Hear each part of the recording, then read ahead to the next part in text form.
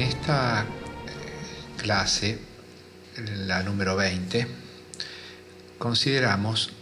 la cuestión 24, la predestinación de Cristo.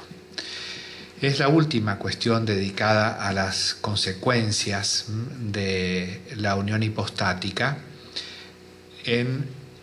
la relación del Verbo encarnado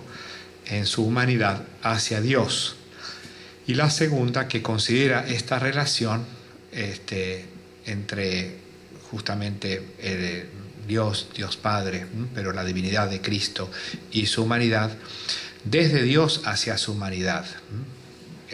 ya que vimos en la primera parte de estas cuestiones la relación de su humanidad hacia Dios, la sujeción, la oración de Cristo, el sacerdocio de Cristo, y hemos visto en la última cuestión la adopción de Cristo desde Dios hacia Cristo, que no es hijo adoptivo sino hijo natural de Dios por la asunción de esa humanidad en la persona del Verbo a la que corresponde la filiación natural. Ahora también desde Dios hacia Cristo la predestinación. Esta predestinación justamente es de Dios hacia su humanidad, no podría ser hacia su persona, ya que Él mismo es Dios, su misma persona. Equívoco posible que se aclara siempre bajo la regla de la comunicación de idiomas cuando se dice Cristo fue predestinado, entendiendo por Cristo la persona de Cristo, y por tanto debe justamente rechazarse que sea la persona predestinada, sino según su humanidad o en su humanidad. Esta cuestión de la predestinación, así, de la humanidad de Cristo a la asunción de la misma en el Verbo, nos remite a la cuestión primera, la conveniencia en el plan de Dios, y a mirar este plan de Dios de haber querido la salvación por medio de la encarnación del Verbo y los misterios salvíficos de su vida, y así justamente ver que en el plan de Dios ha querido la asunción de la humanidad de Cristo como medio e instrumento de salvación, con todas las condiciones también coasumidas, la gracia y la gloria de su humanidad, predestinando así esta humanidad también en un segundo sentido a ser glorificada, a estar en la gloria y en la plenitud de gracia para, como comprehensor, también mediante los actos de su vida de viador, poder santificar, salvar a los hombres y realizando así la predestinación también de los hombres por medio de la predestinación de Cristo. Así, en el plan de Dios podemos considerar que fue conveniente según su sabiduría y bondad, así en la cuestión de la conveniencia, pero también que de hecho, en el efecto, en el tiempo, podemos considerar este plan de Dios, esta predestinación en el plan de Dios, como realizada, comenzando a ser y a subsistir en el tiempo la naturaleza humana en la persona del Verbo y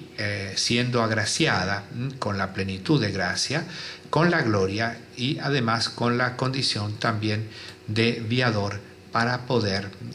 merecer y para poder actuar instrumentalmente en orden a nuestra salvación. De este modo, la cuestión se despliega según la siguiente estructura. Primero, una definición de la predestinación y que remanda al Tratado de Dios 1, donde más explícitamente y más precisamente define la predestinación. Recordemos, primera parte de la Suma Teológica, cuestión 23, artículos 1 y 2, define la predestinación como la preordenación en la mente divina de la destinación de los hombres a la salvación eterna, al cumplimiento de su fin último. Esto lo recuerda en el artículo 1, aplicándolo justamente a la humanidad de Cristo. Luego también, en una segunda parte de la cuestión, toma Santo Tomás un principio de distinción que rige para todos los artículos y para el doble problema que se plantea. La predestinación en Dios, es decir, en la razón y en la voluntad de Dios misma, así considerado según nuestra razón, como una acción divina predestinante, y en el efecto temporal, la realización de facto, que incluye como dos predestinaciones. En un solo decreto predestinante los hombres a la salvación, pero esta por medio de Cristo, y así predestina a Dios a la unión hipostática, según que Cristo es hombre, es decir, su humanidad predestinada a ser asumida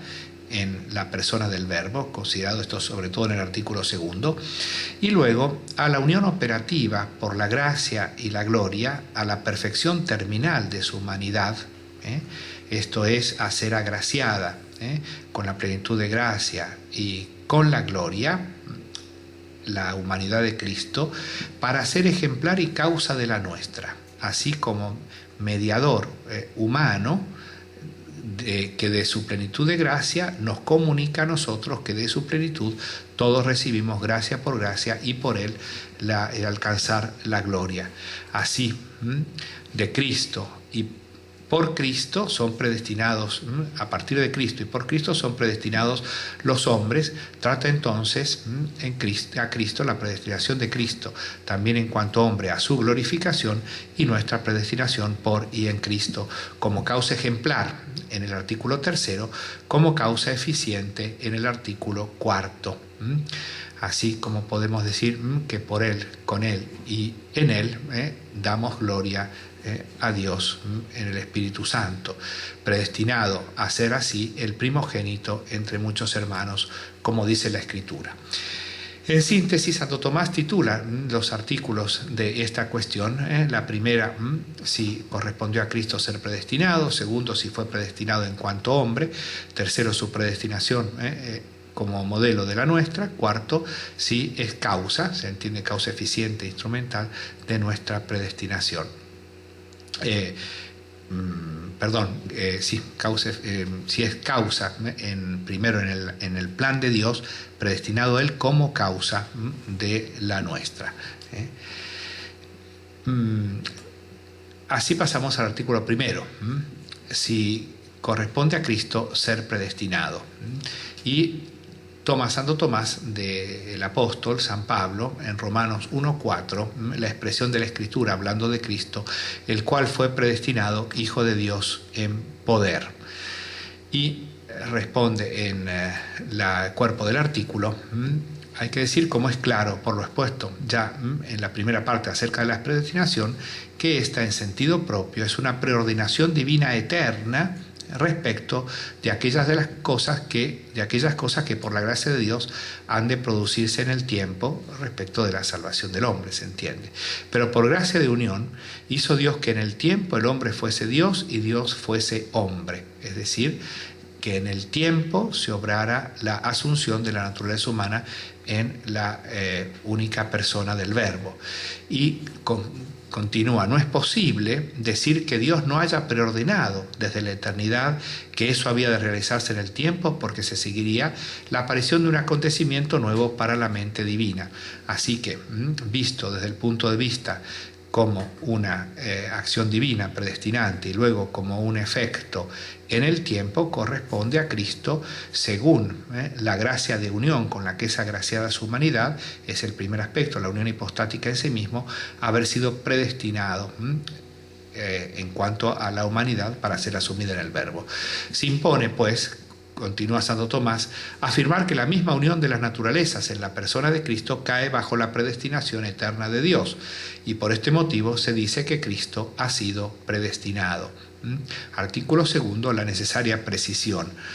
si fue predestinado en cuanto hombre. Y así dice, citando como argumento de autoridad a San Agustín en el libro de Predestinaciones Sanctorum, que el Señor de la Gloria ha sido predestinado en cuanto que el hombre ha sido hecho hijo de Dios. Esto es una predestinación de la humanidad de Cristo para ser asumida en el Verbo. Y allí vuelve a distinguir en el cuerpo del artículo, la predestinación puede considerarse bajo dos aspectos. Uno, por parte de la misma predestinación eterna, es decir, la misma acción de Dios bajo este ángulo, implica anterioridad respecto de aquello que cae bajo predestinación. Es algo que nuestra razón considera, no es que Dios haga una acción nueva o que sea una acción que agrega algo en Dios, sino que según la razón, en el plan de Dios que conoce en sí por sí todo la ordenación de la salvación de las criaturas y su destinación al fin último, por tanto, y todos los medios para el mismo, en su eternidad conoce y predestina. Bajo este ángulo implica una cierta anterioridad de lo que es eterno respecto a lo que es lo que acontece en el tiempo y en la criatura, atendiendo al efecto temporal, esto es, lo que acontece en la criatura como consecuencia de esta preordinación predestinante de Dios, es el don gratuito de Dios a esa humanidad de serle donada a la persona al ser asumida esa humanidad de Cristo en la unidad de la persona. Por eso, por consiguiente, dice Santo Tomás, es preciso decir que la predestinación bajo los dos aspectos se atribuye a Cristo solamente en razón de la naturaleza humana, pues esta no ha estado siempre unida al Verbo, hay una anterioridad de eternidad respecto al tiempo, del Verbo respecto a su naturaleza humana, la que ha asumido, y además el estar unida al Hijo de Dios en persona le ha sido concedido por gracia. Por esto, sigue Santo Tomás, la predestinación solamente compete a Cristo por razón de la naturaleza humana, de donde dice San Agustín en el libro de Predestinaciones Sanctorum, esta promoción de la naturaleza humana ha sido predestinada a ser tan grande, tan excelsa y tan máxima que es imposible elevarla a una cima más alta, es decir, es la máxima predestinación de Dios respecto a criatura alguna, destinándola así a la unión hipostática. En adelante, en esta cuestión, los artículos 3 y 4 enfocan, en cambio, ya desde otro punto de vista la cuestión, es decir, no ya la predestinación respecto a la unión hipostática de la asunción de la humanidad de Cristo en la persona del Verbo, sino a la perfección de esta humanidad, de la humanidad de Cristo puesta en el término, es decir, en su destino, en la gloria, con plenitud de gracia, en las condiciones coasumidas de la gloria y la plenitud de gracia de Cristo, de su humanidad, para ser ejemplar y también causa eficiente de la nuestra. Y así tenemos los artículos 3 y 4. Si la predestinación de Cristo es ejemplar de nuestra predestinación. Nuevamente vuelve a distinguir, hemos de considerar también aquí dos aspectos de la predestinación. Primera, de parte del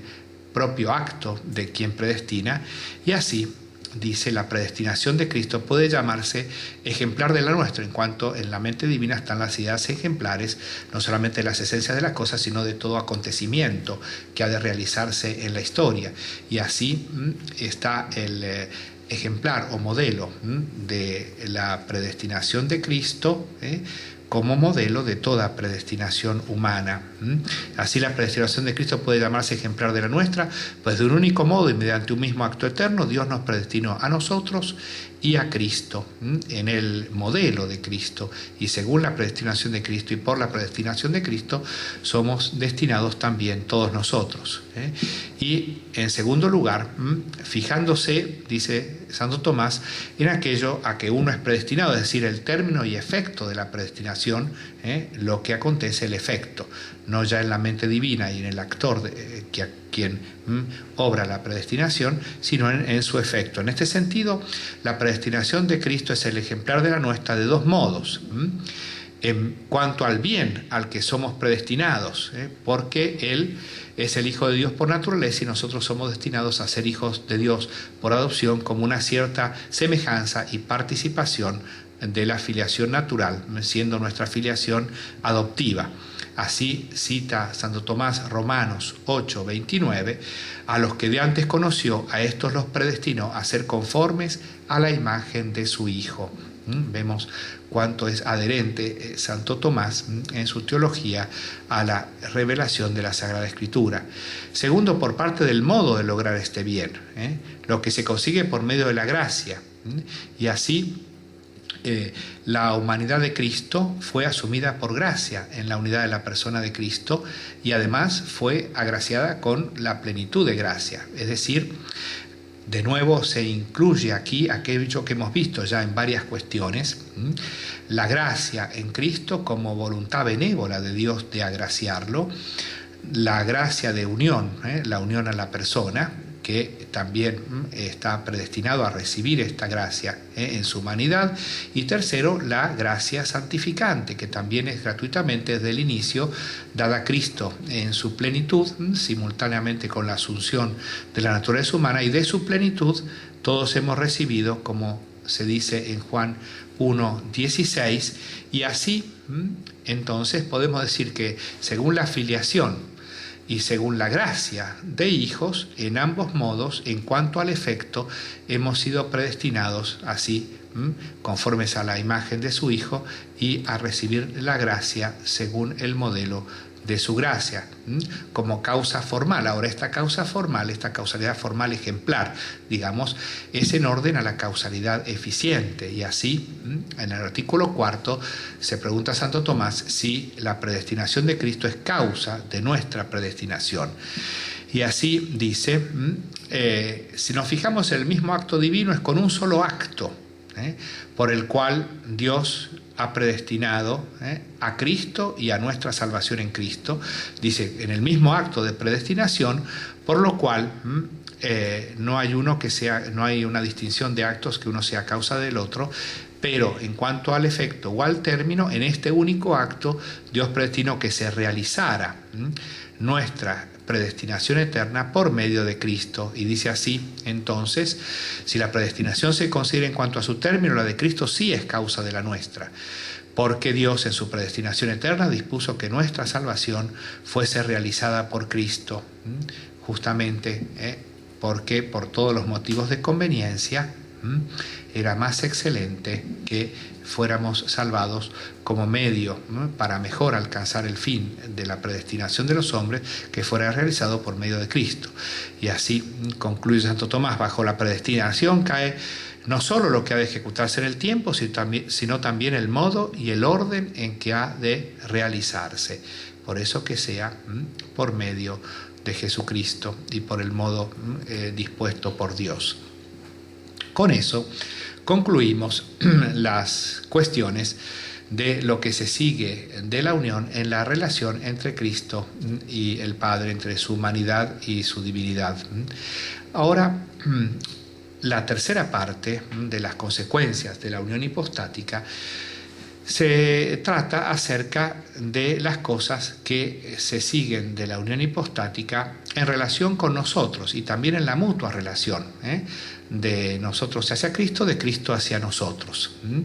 Así, en primer lugar, se trata de nuestra adoración hacia Él, de nosotros hacia Él, al cual debemos la adoración, cuestión 25, y luego de Él hacia nosotros, con su función de mediador de salvación. Justamente es el medio por el cual hemos sido predestinados, es el medio por el cual se realiza nuestra salvación. Así, esta cuestión última corresponde a lo que se vio como conveniencia en la cuestión primera. ¿Por qué la encarnación? Por la mediación salvífica del Salvador hacia nosotros.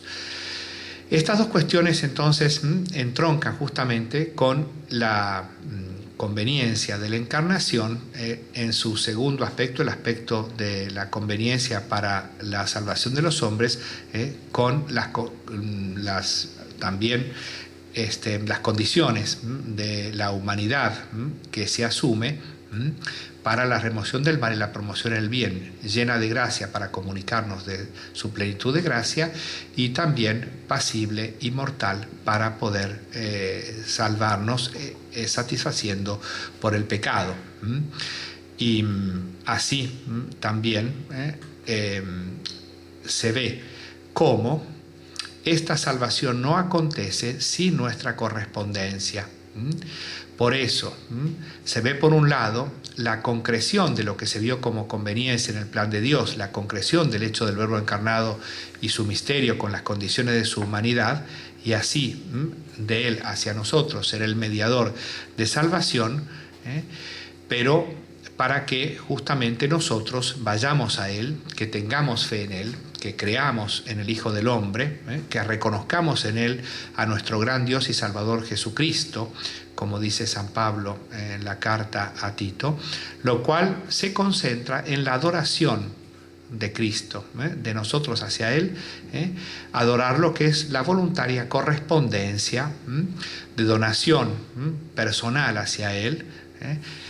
y para podernos salvar. Los verdaderos adoradores adorarán al Padre así en espíritu y en verdad, como había dicho Jesucristo en Juan 4:23 a la samaritana. Este doble movimiento de la relación salvífica entre Cristo y nosotros, de nosotros a Él y de Él hacia nosotros, estará presente también, se prolonga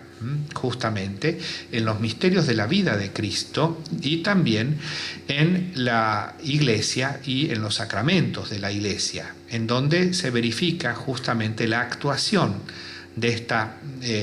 efectivización de la salvación por medio de la correlación entre Cristo y nosotros. Nuestra salvación será por Cristo y será obrada por Él, pero también nosotros nos la apropiamos mediante la fe y los sacramentos de la fe, porque la fe y el recibir por los sacramentos la mediación eficaz de Cristo realizan la salvación de los hombres, que no se salvan sino conociendo y conscientemente adhiriendo voluntariamente por la conversión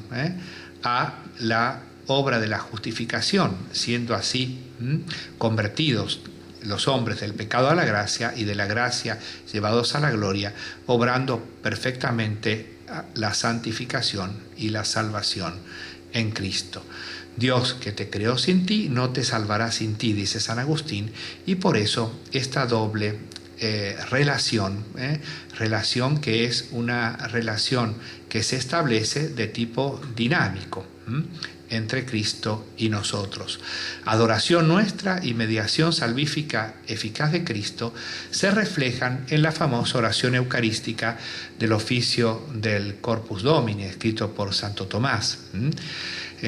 Concédenos, Señor, te pedimos que veneremos de tal modo los misterios de tu cuerpo y de tu sangre, que experimentemos gozosamente en nosotros el fruto de tu redención. Veneremos de tal modo, es decir, con la adoración, los misterios del cuerpo y de la sangre, obrados por la carne del Verbo encarnado para nuestra salvación, que experimentemos gozosamente en nosotros el fruto de tu redención, es decir, hasta el gozo de la gloria.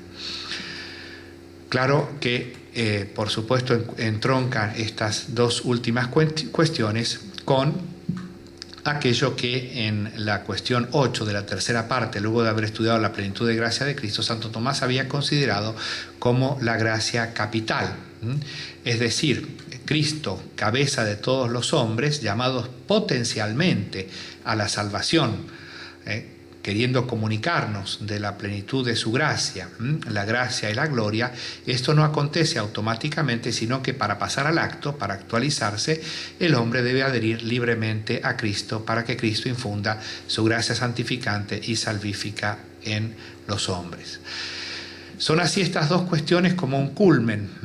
del Tratado del Verbo Encarnado y al mismo tiempo como un gozne o cárdine del Tratado del Verbo Encarnado hacia la soteriología, hacia la teología de la salvación. Primero los actos por los cuales Cristo nos salvó y nosotros nos salvamos los misterios de su vida que se prolongan en la Iglesia y en los sacramentos de la Iglesia, como hemos dicho.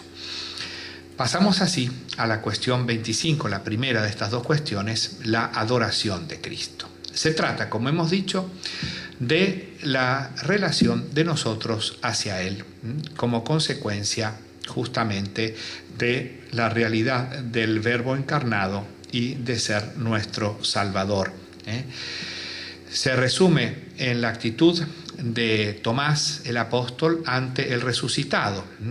plenamente manifestado el misterio de Dios Salvador, cuando,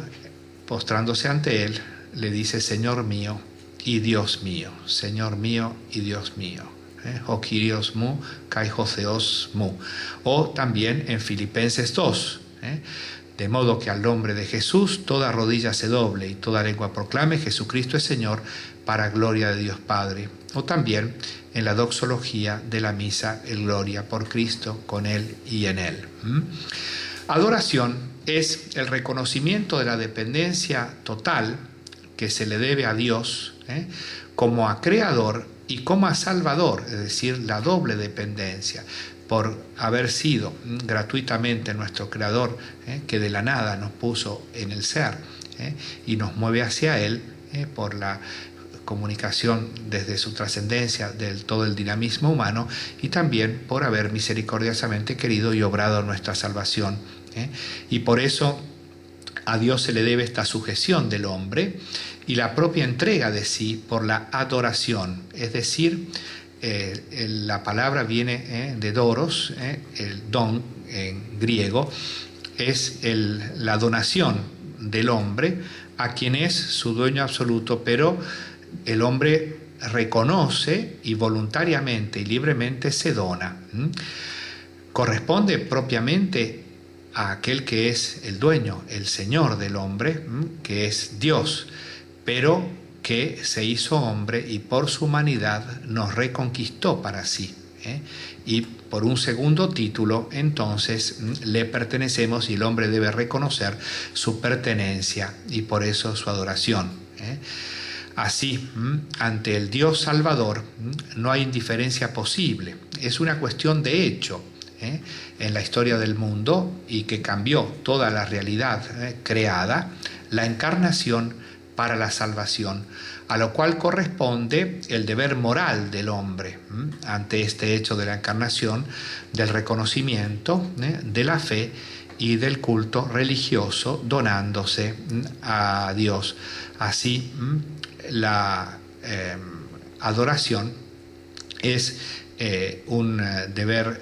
moral del hombre para su propia salvación. Digamos que esta cuestión tan importante contiene los principios de solución a varios errores acerca del culto religioso cristiano de Dios, lo que se le debe a Dios, es decir, acerca de la religiosidad humana, la relación a Dios, cómo ha de actuarse para que sea salvífica en Jesucristo. Y en primer lugar, entre esos errores, digamos, al error de los iconoclastas, cuyas objeciones trae aquí en esta cuestión Santo Tomás, siguiendo la verdadera tradición representada por San Juan Damasceno y San Basilio, que sigue aquí el angélico, y distinguiendo justamente en la cuestión de las imágenes aquello que se debe a las imágenes por su relación a quien representan, como veremos. También el error de los protestantes, que niegan la debida veneración a lo humano, aún en el Verbo encarnado, pero también en su madre, y también en todo aquello que tiene como realidad humana alguna relación en Cristo para la salvación, para la remoción del mal y la promoción en el bien. Tiene esto relación también con la cuestión siguiente, la mediación salvífica de Cristo, ya que el protestantismo excluye esta veneración derivada y participada a lo humano desde la realidad personal de Cristo, porque excluye lo humano de la mediación salvífica y por eso no se debe una veneración, porque no hay propiamente medios de salvación, por considerar insanable la naturaleza caída totalmente corrompida, no es posible que sea elevada a la vida de la gracia y mucho menos a una mediación instrumental, eficiente, salvífica. Solo Cristo mediador, solo es santo, como santificado formalmente por su gracia, Él solo es objeto de adoración, el solo Cristo, el solo Salvador y la sola fe en Él, excluyendo toda veneración derivada. Pero teniendo en cuenta que la fe en Él, en el protestantismo, sobre todo el más original, luterano, es el de una contradicción casi monofisita. una fe en lo absurdo y lo contradictorio, una especie de crucifixión del intelecto en cuanto reconoce en él el Dios hombre y el hombre Dios, despreciando una distinción, justamente una inteligencia distintiva del misterio y la comunicación de idiomas, y teniendo en cuenta que no hay una eficacia real, instrumental, santificante de él hacia nosotros, pues lo humano está irremediablemente corrupto por el pecado, así que no se puede producir un efecto en nosotros que nos convierta y haga santo al hombre. La salvación es sin conversión ontológica y moral, no existe la gracia como algo formalmente y dinámicamente santificante del hombre, es solo la fe fiducial, fideísta, esa fe luterana. Por el contrario, el cristocentrismo católico y tomista implica la concepción de la salvación con la sanación y la elevación de lo humano por la gracia, con la instrumentalidad salvífica en Cristo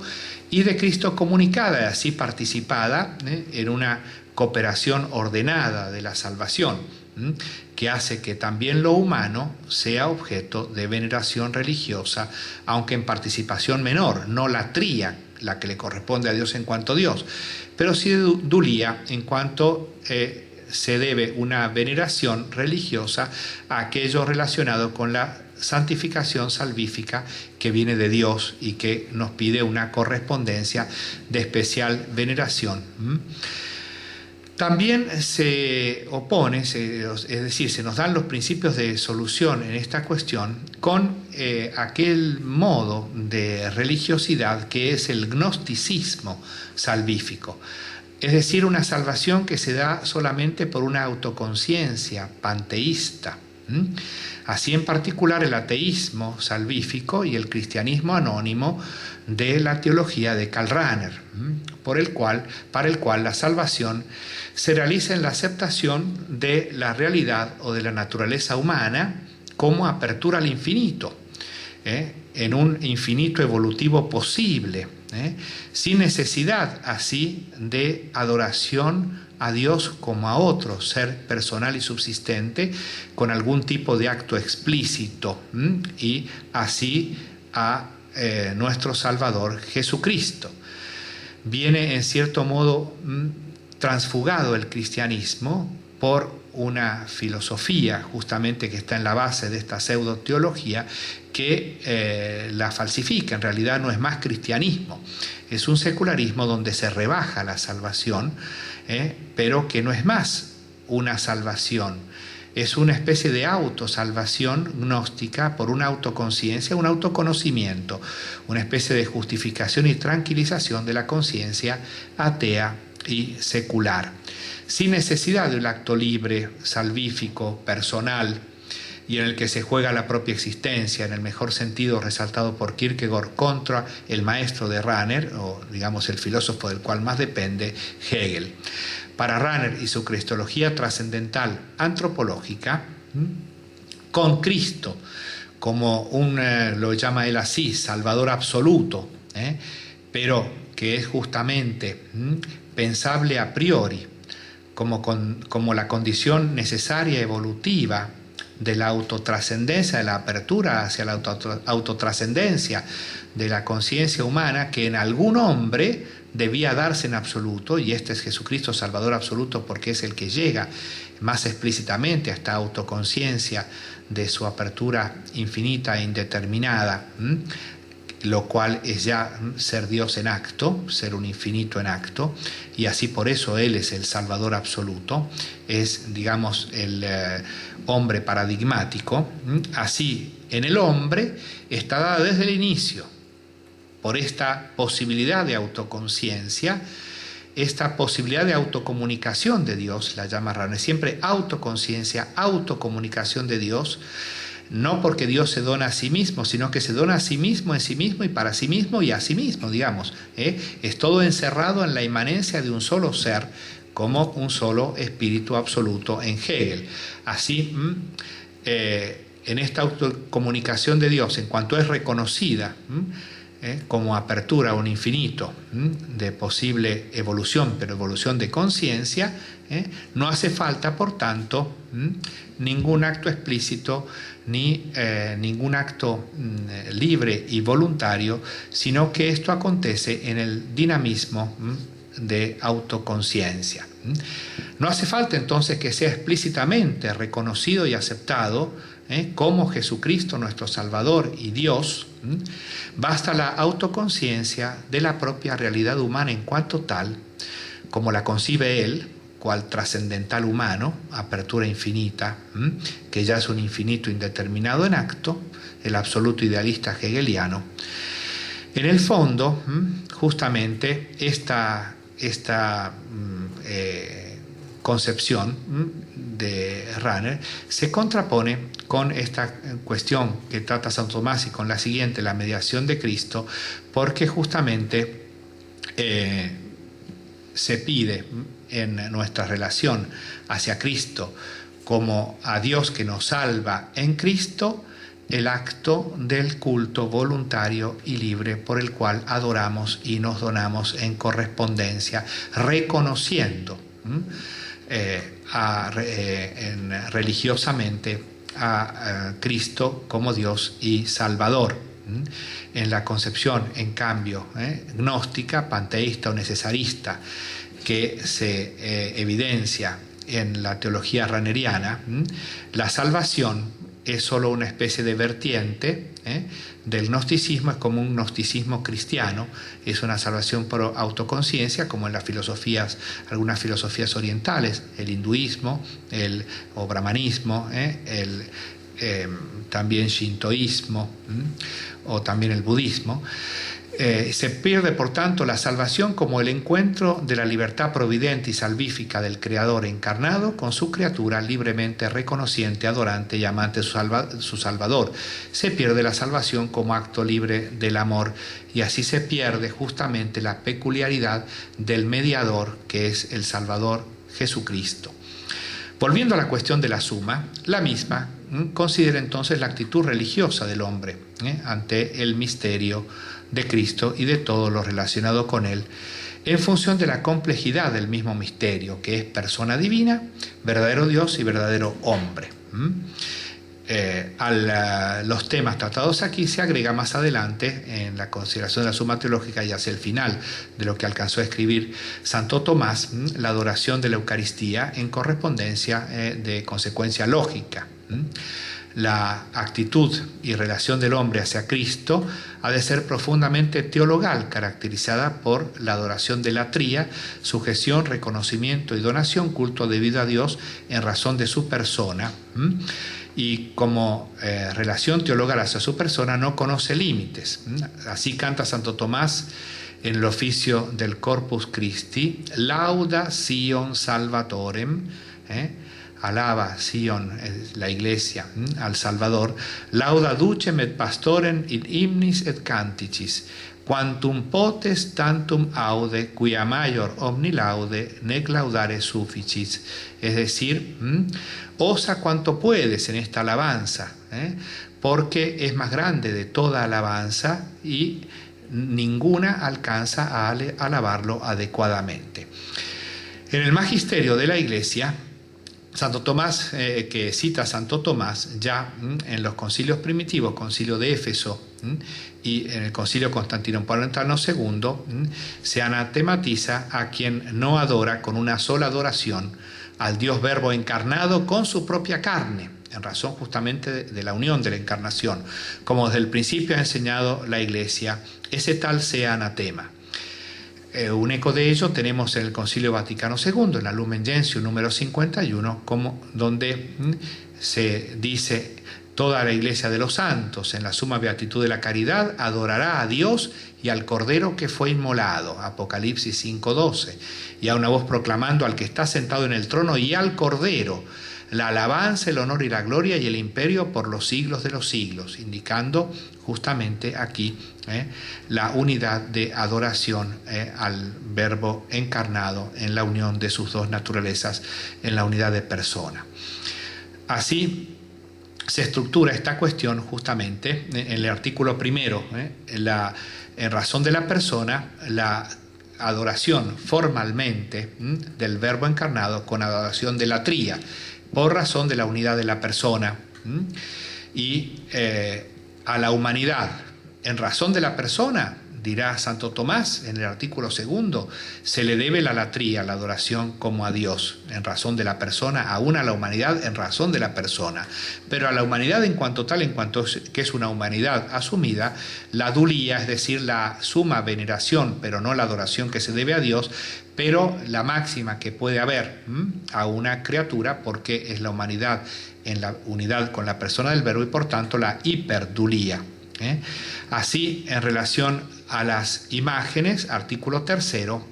dice hay una doble relación a la imagen en cuanto es una determinada cosa, en cuanto es una cosa que es un signo, pero también en cuanto a aquello de lo que es representativa y donde el acto hacia la imagen termina no en la cosa misma, sino en aquella cosa de lo cual representa. Y así, en cuanto representan a la persona de Cristo, se adora a las imágenes. No se adora la cosa en sí misma, constitutiva del signo como una cierta cosa, sino aquello que representa. También a la cruz, que aunque no sea propiamente una imagen y aunque no tenga el crucifijo, sin embargo, dice él, no solamente por razón de representar como un signo, sino también por el contacto, y así la misma cruz de Cristo en la cual él materialmente estuvo crucificado, por el contacto con su humanidad, se le debe la adoración por la relación a su persona, aunque en las otras cruces, como a una imagen, se adora con la tría aquel a quien representan a Jesucristo, dice, y aún la cruz que no tenga el crucifijo, porque no significa aquel que fue crucificado en ella. En el artículo quinto, respecto a la Madre, la Virgen María, justamente es una criatura y por lo tanto no se le debe la adoración de la tría, pero sí la veneración de la hiperdulía, no solamente de una veneración como se deberá después aclarar en el artículo sexto a las reliquias de los santos, sino como aquella que es la Madre de Dios y por lo tanto una suma veneración en cuanto que es una criatura que tiene la relación hacia la persona del Hijo como la relación de madre, de maternidad, y por tanto se debe a ella la hiperdulía, lo cual, digamos, en el magisterio de la Iglesia ha sido explícitamente afirmado como dogma en el Concilio de Éfeso, pero luego en nuestros tiempos también en la Lumen Gentium, capítulo 8, en el apartado que trata de la hiperdulía, la veneración especial que se debe a la Madre de Dios, y también en la Marialis Cultus de Pablo VI y en la Redemptoris Mater de Juan Pablo II, que han vuelto abundantemente sobre este tema. Por último, habíamos ya hecho mención, las reliquias de los santos, dice también Santo Tomás, que nosotros justamente le debemos la veneración de Dulía por no solamente a los despojos mortales que fueron en contacto inmediato con su alma santificada y que ha sido templo de la presencia de Dios y están en la gloria y que está destinado a la resurrección, sino también a las otras cosas que han estado en contacto con los santos, las vestiduras, etc. Y dice el mismo Dios muestra la veneración que debemos a las reliquias de los santos porque tantas veces por medio de ellas obra milagros. Con eso terminamos entonces esta cuestión 25 acerca de la adoración que debemos a nuestro Señor Jesucristo, nuestra relación de nosotros hacia Él. Llegamos hacia la cuestión 26, la última del Tratado del Verbo Encarnado, acerca de Cristo mediador entre Dios y los hombres. En realidad no es que Santo Tomás en esta cuestión que ya hemos introducido y a la cual apunta en realidad todo el tratado desde la cuestión primera, no es que trata de la condición de mediador de Cristo, digamos preguntándose si es el mediador, sino en qué sentido es mediador. Es decir, se pregunta en dos artículos si ser mediador entre Dios y los hombres es propio, peculiar, exclusivo de nuestro Señor Jesucristo, y en segundo lugar, artículo segundo, si le conviene tal ministerio por razón de su naturaleza humana. Así, en el artículo primero, justamente, abordando esta pregunta, si ser mediador entre los hombres es propio y peculiar de Cristo, dirá, en base a la primera carta a Timoteo 2:15 con el apóstol, el argumento de autoridad, uno es el mediador entre Dios y los hombres, el hombre Cristo Jesús. Y en el cuerpo del artículo dice Santo Tomás hermosamente, vamos a leer casi todo su artículo, la misión propia del mediador es unir, por eso mediador es un sustantivo de una función, es unir a aquellos entre los que ejerce la mediación, porque los extremos se juntan en el medio, por eso se llama mediador, pero el mediador es uno que ejerce una acción personal de mediación entre personas. Unir a los hombres con Dios, dice Santo Tomás, de manera perfecta, compete en verdad a Cristo, por medio del cual los hombres son reconciliados con Dios. Según estas palabras de la segunda carta a los Corintios 5:19, Dios estaba en Cristo reconciliando al mundo consigo. Esto es, era imposible a los hombres reconciliarse con Dios, sino por iniciativa del mismo Dios para convertirlos, y así esto se realiza por medio de Jesucristo en el plan divino. Es la única mediación de Cristo, la mediación salvífica. Tenemos en ese sentido, en la Congregación de la Doctrina de la Fe, el documento del año 2000, acerca de la única mediación salvífica de Cristo y de la Iglesia, la Dominus Iesus. Ese escrito importantísimo, justamente en base a aquello de la Escritura, no es dado a los hombres otro nombre bajo el cual podamos ser salvos. Por tanto, eso entre paréntesis en lo que estamos leyendo en el artículo de Santo Tomás, por tanto concluye, solo Cristo es el perfecto, es decir, que lleva perfección, como dice la carta a los Hebreos, es el perfecto mediador entre Dios y los hombres, en cuanto que por medio de su muerte reconcilió al género humano con Dios. Por eso, continúa Santo Tomás, habiendo dicho el apóstol en la primera Timoteo 2:5 que el hombre, Cristo Jesús, es el mediador entre Dios y los hombres, añade el versículo 6 que se entregó a sí mismo para redención de todos, porque había que obrar justamente una salvación que fuera también satisfactoria por el pecado, y así se entregó justamente a satisfacer, expiando la culpa y la pena. Sin embargo, agrega Santo Tomás, justamente en esta función propia y exclusiva de ser el único mediador, el único salvador, el sumo y eterno sacerdote, el que entró una vez para siempre en el santuario para conseguirnos la redención eterna, como dice la carta a los Hebreos, que insiste muchísimo, justamente que ya no tenemos más necesidad de otros mediadores, otros sacerdotes, ni de otro sacrificio, porque ya es sobreabundante aquel de Cristo. Sin embargo, dice Santo Tomás, nada impide que se llame también mediadores entre Dios y los hombres a algunas personas, aunque lo sean de modo relativo, esto es, en cuanto que cooperan de modo dispositivo y ministerial a la unión de los hombres con Dios. Y así, en la respuesta a las objeciones dice quiénes pueden ser estas otras personas. En primer lugar, ministros humanos, y dice: los profetas y sacerdotes de la ley antigua fueron llamados mediadores entre Dios y los hombres de manera dispositiva y ministerial. Es a saber, dice, en cuanto anunciaban de antemano y prefiguraban al verdadero y perfecto mediador entre Dios y los hombres. Era una mediación ineficaz, digamos así. En cambio, los sacerdotes de la nueva ley pueden ser llamados mediadores entre Dios y los hombres en cuanto que son ministros del verdadero mediador, que comunica a ellos, como consta en la Sagrada Escritura, en el Evangelio, justamente contra el protestantismo, como ya anticipamos en la introducción a las dos últimas cuestiones, comunica su potestad a los hombres para que continúen sobre la tierra su misión salvífica como mediadores que participan de su ministerio justamente por el sacramento del orden sagrado en sus distintos grados, que confiere esos tres ministerios, el de regir, el de enseñar y el de santificar, que se ordenan uno al otro para justamente ejercer la santificación de los hombres, pero como instrumentos humanos, libres, pero en virtud, que pueden obrar instrumentalmente en virtud de Cristo, el instrumento unido hipostáticamente al Verbo, que obra en virtud de la divinidad, la salvación de los hombres. En la respuesta a la segunda objeción habla de los ángeles, mediadores angélicos, que no son mediadores en cuanto a una eficacia, sino en cuanto que están en el orden de la jerarquía de los seres, como espíritus separados entre Dios y los hombres, pero en cierto modo también resultan ministerialmente, dice Santo Tomás, ejercen una cierta mediación, no principal y perfectiva, que es la de Cristo,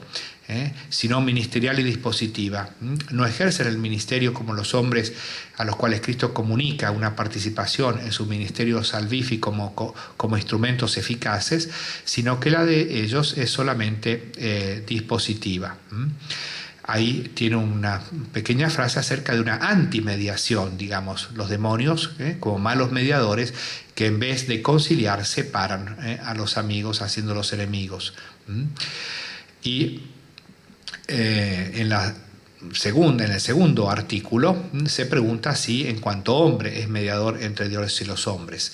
Cita la autoridad de San Agustín en el libro 9 de Civitate Dei: Cristo no es mediador por ser verbo, porque como tal es enteramente inmortal y sumamente bienaventurado, y es uno de los extremos de mediación, es Dios, como el Padre y como el Espíritu Santo. Está en el medio en cuanto a su humanidad. Continúo la frase de San Agustín: Cristo no es mediador por ser el Verbo, pues como tal es enteramente inmortal y sumamente bienaventurado y alejado de los míseros mortales, sino que es mediador en cuanto hombre.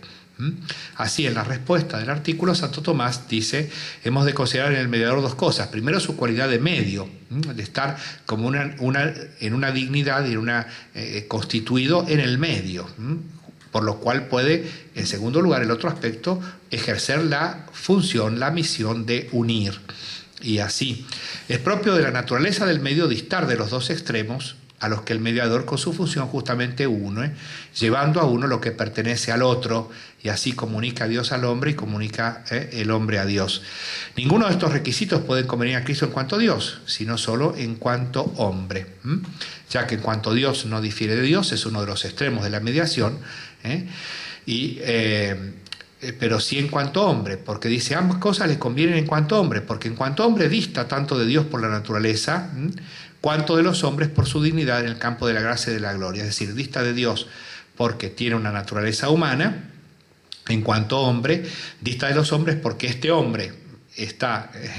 asumido hipostáticamente en la persona del Verbo, es de una dignidad infinita, pero además porque este hombre está con la plenitud de la gracia y en la gloria para comunicarlos a nosotros, y por eso excede sobre los demás hombres. Así está como en el medio, dice. Y en cuanto hombre, le compete unir a los hombres con Dios, ejercer su función de mediación en todos los modos y por toda la potestad de Cristo, por las dos voluntades, por las dos operaciones y por las consecuencias de la misma, su sujeción obediente, su obediencia al Padre, su oración, su súplica, el ejercicio instrumental de su sacerdocio, como ya vimos. Así le compete unir a los hombres con Dios, transmitiéndole sus preceptos y sus dones, y satisfaciendo y abogando por ellos ante Dios. Lo cual implica ejercer todas esas funciones que hemos dicho. Y por eso es llamado con toda verdad mediador en cuanto hombre. Y finalmente leemos la última frase de la respuesta a la tercera objeción, que dice: quitar los pecados, solamente Dios puede perdonar los pecados. La objeción de los judíos cuando él al paralítico de Cafarnaúm, que fue descendido desde el techo al cuarto donde Jesús estaba, Jesús lo primero que le dice a este paralítico: tus pecados te son perdonados. Murmuraban los judíos, él conociendo con cardiognosis lo que estaban murmurando, pensando también en sus corazones, dice: para que sepáis que el Hijo del Hombre tiene el poder de perdonar los pecados, toma tu camilla, levántate, toma tu camilla y anda. Obró el milagro. Así dice Santo Tomás: quitar el pecado por vía de autoridad le compete a Cristo en cuanto Dios. Sin embargo, el satisfacer por el pecado del género humano le compete en cuanto hombre. y en este sentido es llamado mediador entre Dios y los hombres, en lo cual está también implícito, no lo explicita, lo ha explicitado ya antes, que además por la virtud instrumental, ¿sí?, no por virtud propia, sino por virtud recibida de Dios, tiene la eficacia instrumental, no solamente para satisfacer, sino también para conceder la gracia, que es lo que convierte las voluntades de pecadoras en santas. Así termina justamente en este sentido, es llamado mediador entre Dios y los hombres. Hermosamente termina llamando a Cristo el mediador entre Dios y los hombres, porque así termina esta cuestión y con ella el tratado tomista acerca del Verbo encarnado, correspondiendo perfectamente esta cuestión conclusiva con la primera, al plan de la bondad misericordiosa, infinita, divina, que dispone por los motivos de conveniencia en su sabiduría y voluntad salvar a los hombres por medio del Verbo encarnado, el mediador, el salvador, el mediador de salvación, corresponde la consideración de la verificación perfecta del plan divino en Jesucristo, en su realidad, de hecho, verdadero Dios y verdadero hombre, en la unidad de la persona del Verbo, que, como tratará a continuación en el próximo tratado de la Suma Santo Tomás, obrará la salvación por los misterios de su vida, luego prolongados en la Iglesia, particularmente por el misterio pascual. Ante la realidad de Jesucristo confesamos nuestra fe en Él, siguiendo a Tomás apóstol, con Tomás de Aquino, Señor mío y Dios mío, para adquirir la bienaventuranza que Él pronunció en esa oportunidad. Bienaventurados los que sin ver crean. A Santo Tomás habló el crucifijo de San Domenico Maggiore en Nápoles. Has escrito bien de mí, Tomás, ¿qué quieres por tus trabajos? A lo que respondió el angélico, Domine mori et contemni pro te. Señor, morir y ser despreciado por ti. Que Dios nos conceda un tal amor por el Verbo encarnado en su seguimiento y en su imitación.